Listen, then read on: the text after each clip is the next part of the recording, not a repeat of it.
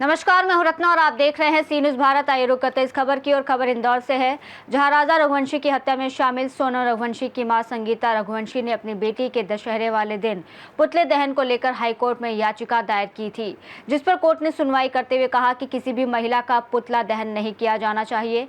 उच्च न्यायालय ने संस्था पौरुष के आयोजक के दशहरे पर चुप रखा पुतला दहन पर रोक लगा दी है।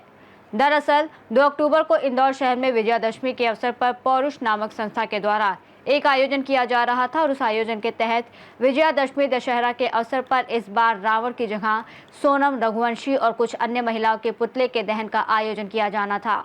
इस आयोजन पर सोनम रघुवंशी की मां संगीता रघुवंशी ने आपत्ति व्यक्त करते हुए अधिवक्ता के माध्यम से मध्य प्रदेश उच्च न्यायालय खंडपीठ इंदौर में एक रिट याचिका दायर की गई। याचिका में अधिवक्ता जेनिद छबलानी ने न्यायालय के समक्ष तर्क रखे कि जो आयोजन हो रहा है, ये आयोजन पूरी तरह से और संवैधानिक होकर याचिकाकर्ता जो सोनम रघुवंशी की मां है, उनके पिता, उनके परिवारजन के संवैधानिक और उनके व्यक्तिगत मौलिक अधिकारों का सीधा हनन है।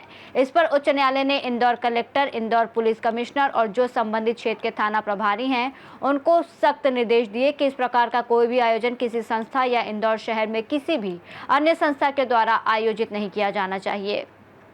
वहीं पुलिस ने बताया कि संस्था द्वारा खजराना थाने में एक आवेदन दिया गया था, जिसमें पुलिस ने संस्था को कहा कि रावण दहन जो कि पारंपरिक तरीके से होता है वही किया जाए, जिसकी परमिशन पुलिस द्वारा दी जाएगी। अगर किसी का मुखौटा लगाकर रावण दहन किया जाएगा तो उस पर पुलिस द्वारा कार्रवाई की जाएगी।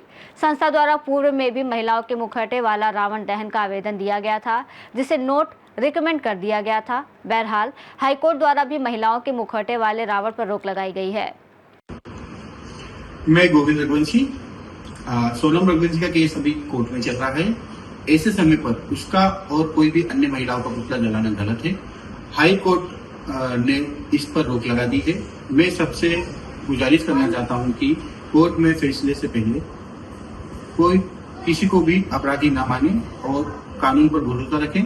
कानून उसका काम कर रहा है और ऐसी आगे से मैं उम्मीद भी करूंगा कि ऐसा कोई भी आपत्तिजनक विषय मार्केट में ना आए।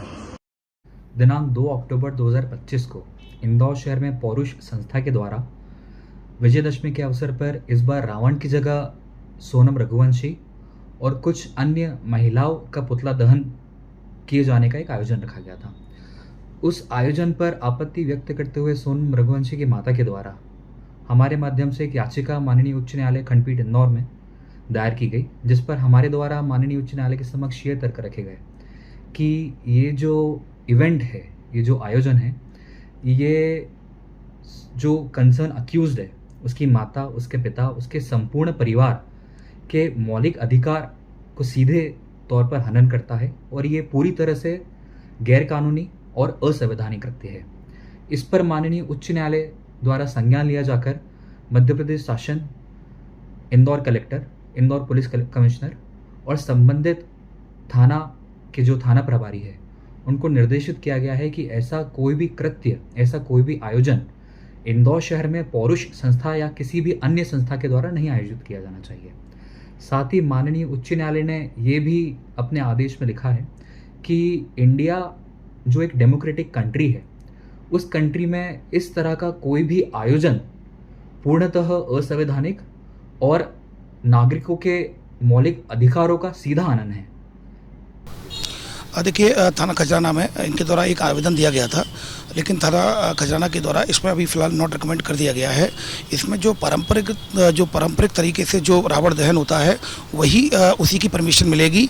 अन्य गैर परंपरागत तरीकों से अन्य किसी का मुखौटा लगाकर इस तरह की कोई परमिशन फ़िलहाल अभी नहीं मिलेगी और उसको नॉट रिकमेंड कर दिया गया है। पारंपरिक रूप से जो भी जो होता है पुतला दहन उसी तरीके से कराया जाएगा।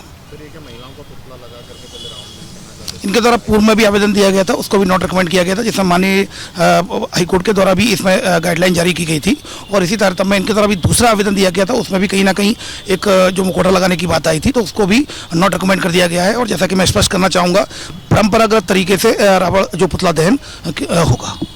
इंदौर से सी न्यूज़ संवाददाता अंकित खरे की रिपोर्ट। देखा जाए तो इस फैसले से महिलाओं के सम्मान की रक्षा होगी और भविष्य में ऐसे विवादित पुतले दहन की घटनाओं पर नियंत्रण मिलेगा।